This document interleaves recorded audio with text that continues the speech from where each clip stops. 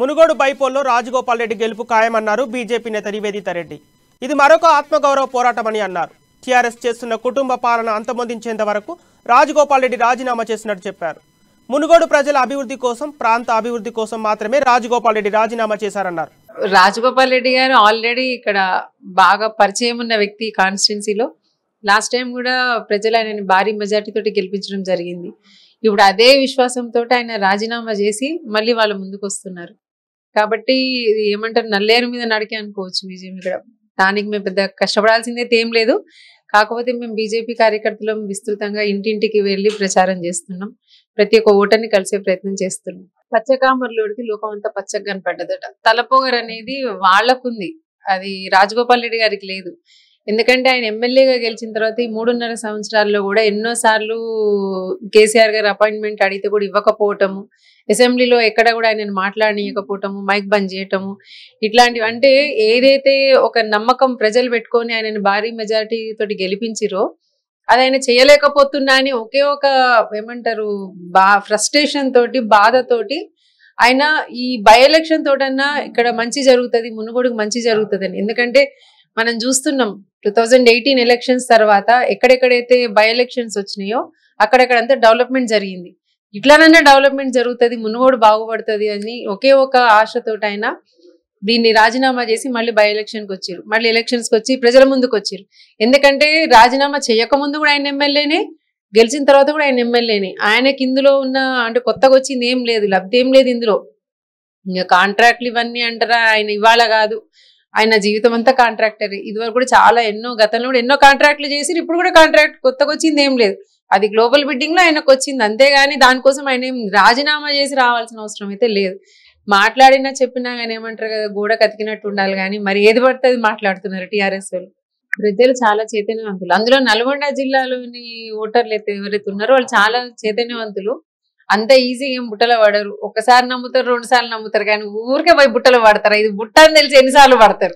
పడ్డారు, అయిపోయింది. వాళ్ళు కూడా ఎట్లా వెయిట్ చేస్తున్నారంటే ఇట్లనన్నా మన పనులు అవుతున్నాయని సంతోషిస్తున్నారు. ఈ రోజు మునుగోడు ప్రజలందరూ కూడా చాలా సంతోషం వ్యక్తం చేస్తారు. ఎందుకంటే నేను వాళ్ళ పొద్దుటి నుంచి కూడా మేము లాస్ట్ 3 days నుంచి మరిగూడెం అయితే ఏంటి, నాంపల్లి మండలం, మేము ఇవన్నీ డోర్ టు డోర్ వెళ్తున్నాం కదా.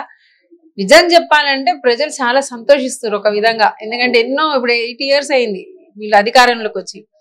గత ఎలక్షన్స్ లో ఏం చెప్పారు, మన 2018 లో ఏం చెప్పారు, ఒక్కటి కూడా నెరవేర్చలేదు. ఇట్లనన్నా ఆ పనులు అవుతున్నాయని చాలా సంతోషిస్తారు. అయితే రాజగోపాల్ రెడ్డి గారు కోరుకున్నది కూడా అదే, బై ఎలక్షన్ వస్తే తప్ప ఇక్కడ డెవలప్మెంట్ రాదు అని ఆయన రాజీనామా చేశారు. సరే, ఈయన కోరిక నెరవేరింది, ప్రజల కోరిక నెరవేరింది. వచ్చినాయన్నీ తీసుకుంటారు, వేసే దగ్గర వేస్తారు ఓటు. రాష్ట్ర వ్యాప్తంగా కూడా అందరు ఎదురు చూస్తున్నారు ఈ ఎలక్షన్ ని. అంటే అందరి దృష్టి ఇటే ఉంది.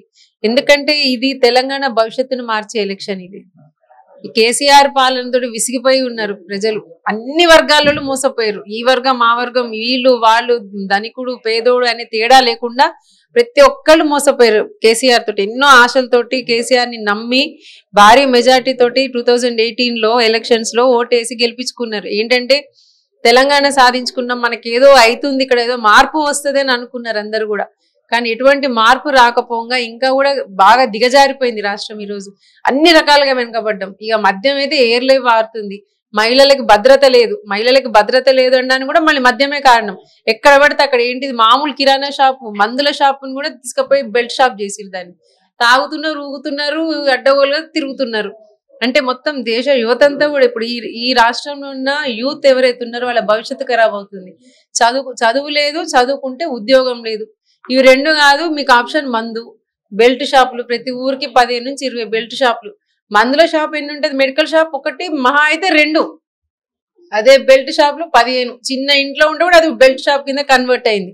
అంటే మొత్తం ఎక్కడికక్కడికి మొత్తం అస్తవ్యస్తంగా ఉంది. అడ్మినిస్ట్రేషన్ లేదు, అసలు ఏం లేదు, చెప్పుకోదగ్గ ఏం లేవు. అసలు ఇంకా చూస్తే చాలా బాధాకరంగా ఉంది. అసలు ఊర్లలోకి వెళ్తే అసలు డెవలప్మెంట్ అన్న మాట లేదు.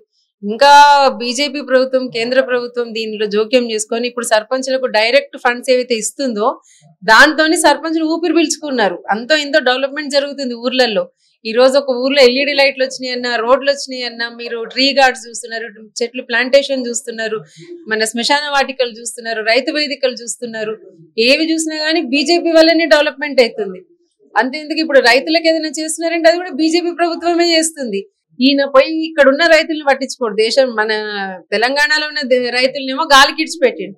ఇక పోయి దేశవ్యాప్తంగా ఉన్న రైతులను ఆదుకుంటా అని చెక్కులు పట్టుకొని తిరుగుతున్నాడు. ఎవడు సొమ్మది, ఎవడబ్బ సొమ్మది, మొత్తం తెలంగాణ సొమ్మది తీసుకపోయి నేను దేశం అంతా పంచుతా అంటున్నాడు. సరే అది కూడా కానివ్వండి, ఎన్ని రోజులు పంచుతాడో మేము కూడా చూస్తాం. అసలు ఇచ్చిన చెక్కులు చెల్లుతాయా లేదో అది కూడా చూద్దాం మనం, అది కూడా చూస్తాం మేము. ఇక్కడ ఉన్న రైతులు ఏమో మొత్తుకుంటున్నారు. అంతెందుకు పక్కనే నాగార్జున సాగర్ మన లెఫ్ట్ కెనాల్ దిగిపోయి 6 లక్షల ఎకరాలు నీళ్లు లేక అల్లాడిపోయారు అక్కడ రైతులు. ఈ రోజు కూడా 1000 ఎకరాలు మొత్తం ఇసుక మెట్టలు వచ్చి వాళ్ళకి సాగు చేసుకునే పరిస్థితి లేదు. ఇప్పుడు జరిగి కూడా నెల రోజులు అవుతుంటే కనీసం దాని మీద అసలు ఎన్ని ఎకరాలు ఇట్లా అయ్యింది, ఎన్ని ఎకరాలు మునిగిపోయింది, ఎంతమంది రైతులు దెబ్బతిన్నారు, కనీసం ప్రైమరీ రిపోర్ట్ చేయలేదు, జియో పాస్ కాలేదు, మేము చేయట్లేదు అని చెప్తున్నారు అక్కడ అగ్రికల్చర్ ఆఫీసర్స్. అంటే ఏంటిది, అక్కడ ఉన్న ఎమ్మెల్యే గారు అయితే ఇక నిద్రపోతున్నారు. అది వరకు ఎమ్మెల్యే నయం, కనీసం అసెంబ్లీ పోయి నిద్రపోయింది ఆయన. ఈయనైతే ఇంట్లోనే నిద్రపోతున్నాడు. 3 రోజులు అసెంబ్లీలో కనీసం ఇష్యూ మీద టాపికే లేదు. అంటే అసలు ఎక్కడ పోతుంది ఆ అసెంబ్లీ, ఏంటి ఏది లేదు. ఇంతమంది ముఖ్యమంత్రుల్ని విన్నాం చూసినాం కానీ ఇట్లాంటి ముఖ్యమంత్రిని చూడలే. ప్రగతి భవన్ లేదు, ఏది మొత్తం అసలు అసెంబ్లీ లేదు, బయటకు వచ్చి పబ్లిక్ తో కలిసింది లేదు.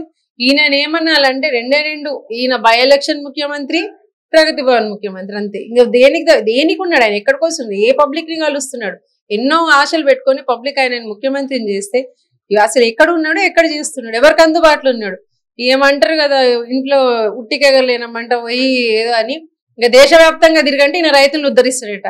అన్నీ చూస్తాం, టీఆర్ఎస్ పోయి బీఆర్ఎస్ ఏంది, బీఆర్ఎస్ పోయి ఇంకోటి అవుతుంది, అంతేగాని ఒరిగేది అయితే ఏం లేదు.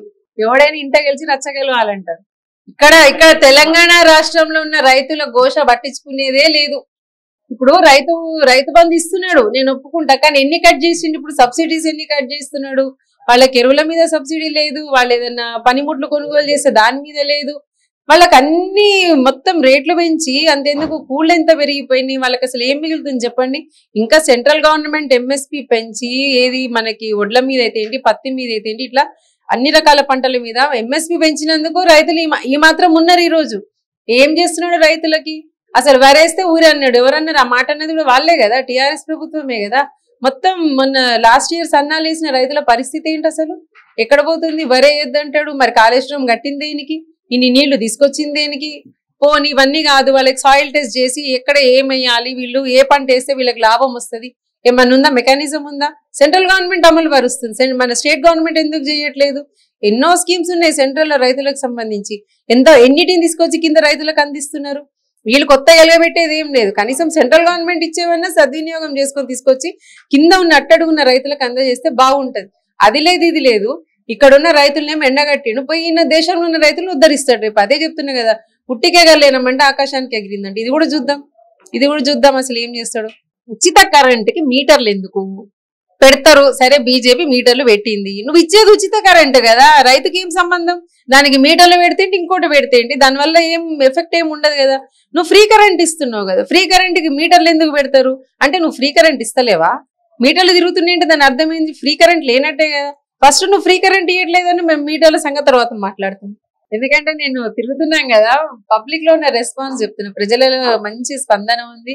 రాజగోపాల్ రెడ్డి గారు వ్యక్తిగతంగా కూడా చాలా మంచి వ్యక్తి. ఎంతో మందికి తన దగ్గరకు వచ్చి అది ఫైనాన్షియల్ కానివ్వండి, మోరల్ కానివ్వండి, ఎటువంటి సపోర్ట్ అడిగితే అటువంటి సపోర్ట్ కాదు అనకుండా చేసే వ్యక్తి ఆయన.